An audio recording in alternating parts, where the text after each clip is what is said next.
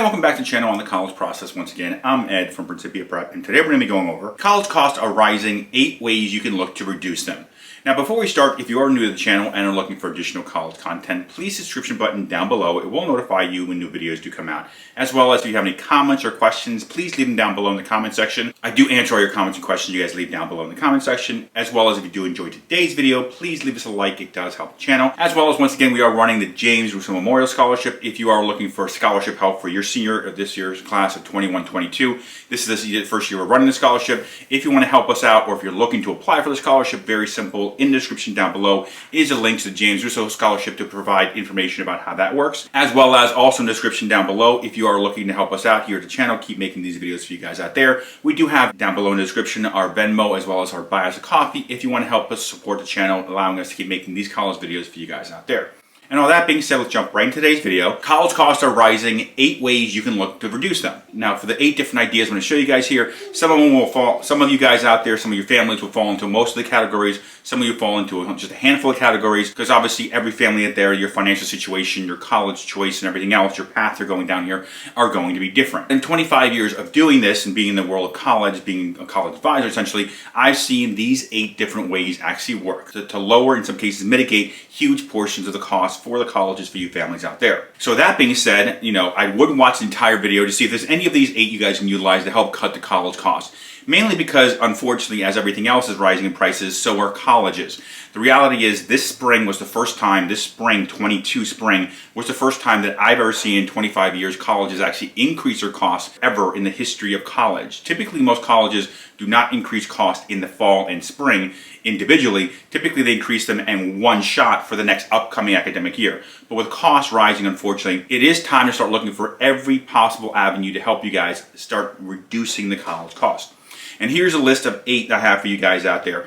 These different 8 here will cover a bunch of different avenues here. We're going to start first here with the 8 covering starting in high school. Now, the first place you can look start cutting college costs is basically before college even starts. This can be done by your student taking AP courses or IB courses or dual credit courses at the high school that your student attends if they do offer these courses. Now, the benefit of taking these courses is typically many colleges will allow you, if you do these courses and you do well on the test and everything else, they will give you college credit to start off college with, as well as the dual credit courses. Some of the high schools you're at right now will actually allow you to take college level courses while your student is in high school. Now, obviously the benefit here is if they're allowing you to take college courses while your student is in high school, typically they're at no cost or very little cost. In many cases, only a few $100s, when in reality, most college courses, specifically the 4-year colleges I'm talking about here, typically a college course in a 4-year college will range from anywhere from $3,000 to $5,000 for that one course, just for 3 or 4 credits. So it's very expensive, obviously. So if you're able to do AP courses, IB courses, or dual credit courses in the high school setting before you start college, obviously you're going to be able to start amassing college credit before college even starts to maybe either graduate early or graduate in that 4-year time frame so you don't take any longer than a typical 4-year time frame, which more students are trying to do than ever before, unfortunately. Now, obviously check with the colleges you're looking to go off to or looking to apply to in the next year or two to see how they look upon AP courses, IB courses, and dual credit courses. Which credits do they take, which credits don't they take, and how they look upon you for this to allow you to make sure you're running the right path. This is one of the ideas you guys have to save college costs. Now, the second way of saving on college costs is obviously taking courses at the community college, your local community college. Now, what I mean by this is twofold. You can either, one, start off college by going off to a community college, because typically at a community college, the costs are a lot less than they would be if you went to a 4-year college, to be honest with you. In fact, most community colleges, they range in cost per semester cost anywhere from $2,000 to $6,000. So we're talking about very low cost.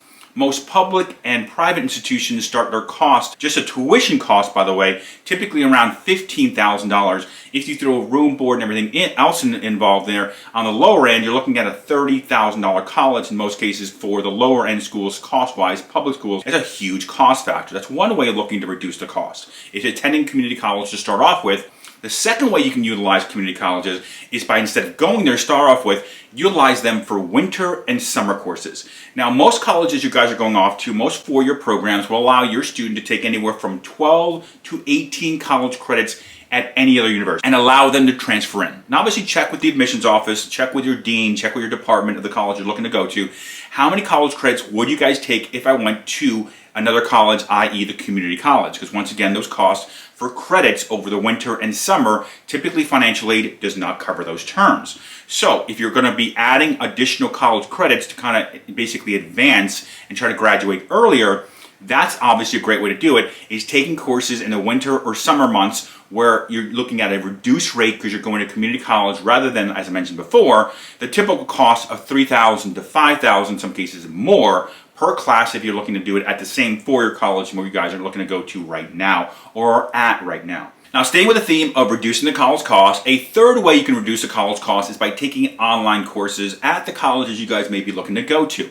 Believe it or not, a lot of colleges are providing reduced costs to university students if they decide to go to that university, not attend in person, but go online. Not every college is doing this, but many of them are jumping on the bandwagon where they know they can keep a lot of students on board if they reduce the cost to allow them to stay online. Now, I know a lot of families out there are thinking, well, we've already been online for a year or two now, we're kind of tired of the whole thing of being online. I understand that. But some of these colleges are offering reduction costs of anywhere between 10, 20, in some cases 50% reduction in cost if you guys stay online. So something to kind of consider in the back of your mind, maybe the first semester, maybe the first year, if we can reduce the cost up front, once again, that is going to help you. Because the less loans you take up front, the less debt you have to pay later on. That's kind of the way you want to think about it. So looking at an online course from a university you're looking to go to, if they do reduce the cost, I would highly be considering doing this going forward. Because this might be something they're not going to keep doing forever.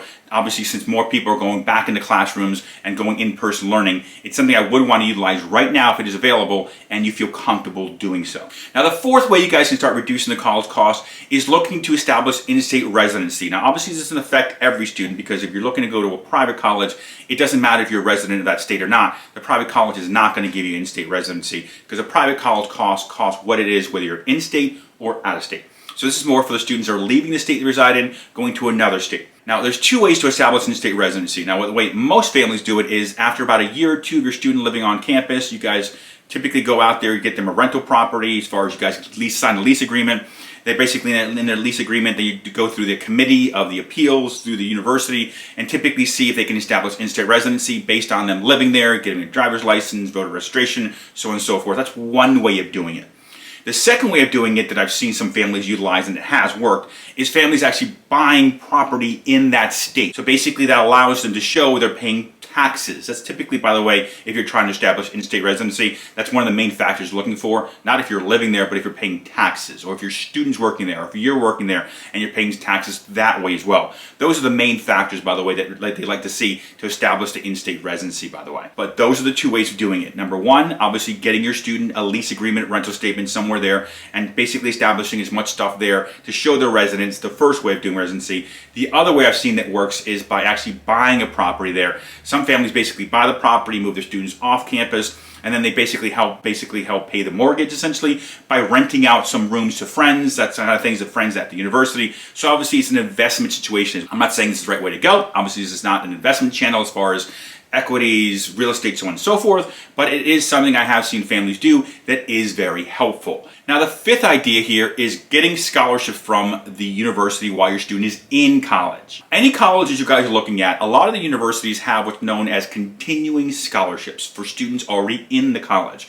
Now, what you need to do is ask the university, if you haven't already attended, if you're not going there just yet, but maybe next year or next year after that, or if you're already in the school, what you want to do is you want to check, number one, with the admissions office, are there any scholarships for continuing students? What that basically means is, if I'm going there and I do well academically, is there more scholarship money you guys can give us? Now, the way it typically works for continuing scholarships, by the way, is you have to be doing well academically, which typically means the dean's list or higher.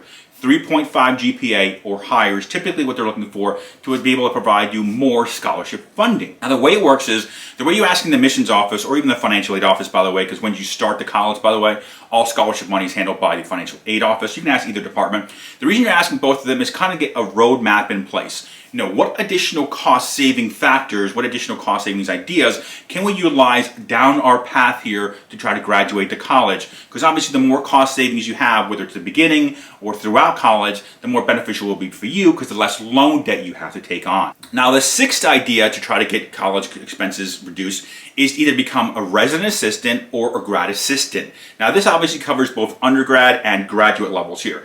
Now a resident assistant is basically someone who lives on the floor of the dormitory and basically monitors it. Now becoming an RA is fairly simple. Essentially most colleges will only require 2, in some cases 3 things for your student to become a resident assistant. By the way, unfortunately they can't be a resident assistant freshman year, but they can be a resident assistant years 2, 3, and 4, which means you can have cost savings sophomore, junior, and senior year. Now a resident assistant typically monitors the dorm room floor to make sure nothing crazy is happening. Like they're not basically, you know, the whole floor is not partying on a Tuesday at 3 o'clock in the morning. And basically the other requirement typically is if any students have any grievances, so on and so forth, they'll come to you, ask questions, so on and so forth. You're basically the middleman there for the university and essentially the students dorming there, let's call it. So it's a very simple job, by the way. You're basically just living in your dorm room. Occasionally you're answering questions, occasionally asking people to turn down the radio. So it's not a big deal here, but the cost savings are dramatic. Because if you are able to become a resident assistant, typically they give you free room and board, which once again ranges in cost from $10,000 to $20,000. If you're able to get, let's call it $20,000 off each year for sophomore, junior, and senior year, you're talking about a $60,000 savings here.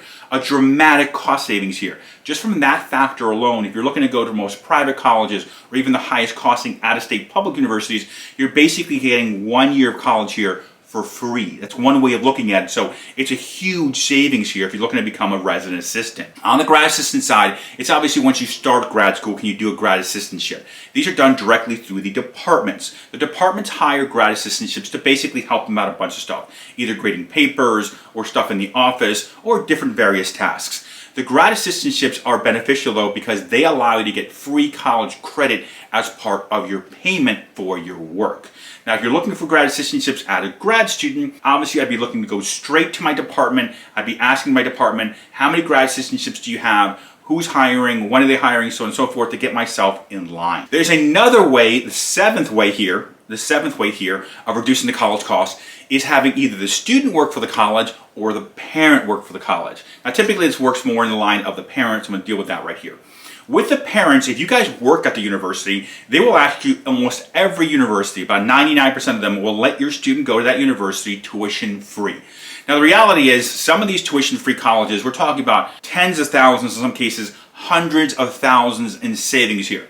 At the universities I've worked at, I've had staff members that work there who've had students go there and literally saved hundreds of thousands of dollars. I've worked for private universities, which means tuition costs could be in the $40,000, $50,000 range. So if it's a $50,000 tuition and your student going tuition free for 4 years, guess what? You just saved $200,000.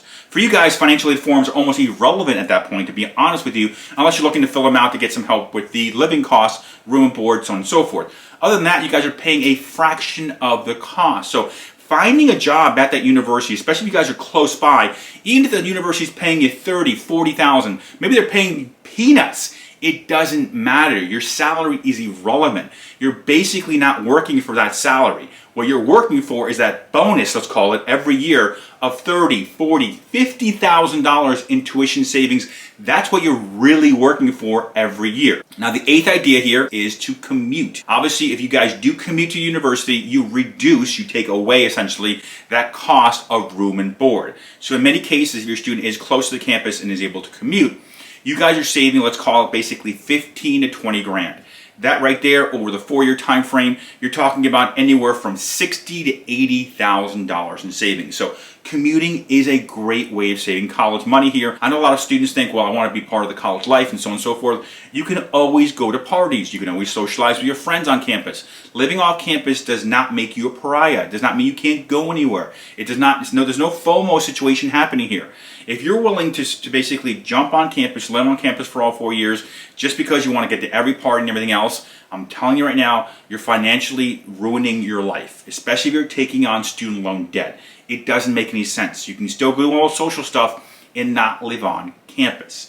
All that being said, obviously the goal here is to reduce the cost of college because it's becoming very expensive. So if you have any comments or questions, please leave them down below in the comment section. I do answer all your comments and questions you guys leave down below in the comment section, as well as if you do enjoy today's video, please leave us a like. It does help the channel. As well as, once again, we are running the James Russo Memorial Scholarship. If you are looking for scholarship help for your senior of this year's class of 21-22, this is the first year we're running the scholarship. If you want to help us out, or if you're looking to apply for the scholarship, very simple. In the description down below is a link to the James Russo Scholarship to provide information about how that works, as well as also in the description down below if you are looking to help us out here at the channel, keep making these videos for you guys out there. We do have down below in the description our Venmo as well as our buy us a coffee if you want to help us support the channel, allowing us to keep making these college videos for you guys out there. And all of that being said, thank you for watching today's video. On the screen is our contact information. If you have any questions, if you need any help in the financial aid forms, the financial aid process, or the admissions process whatsoever, on the screen is my cell phone number. You can either call or send me a text message,